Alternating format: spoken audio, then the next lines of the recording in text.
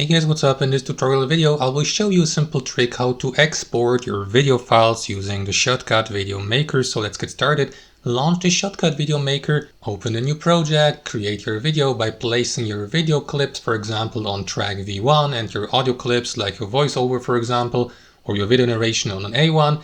Adjust and edit everything according to your own imagination and taste, guys. And once you're ready to save your video clip on your computer, click on export here on this icon here at the top and click on export file here to the left to export your video clip on your computer. However, guys, before you do that, I would suggest you click on advanced here to the right and make some final adjustments. Like for example, you can change your video clip's resolution here from 1920 by 1080 to 1280 by 720 and so on and so forth.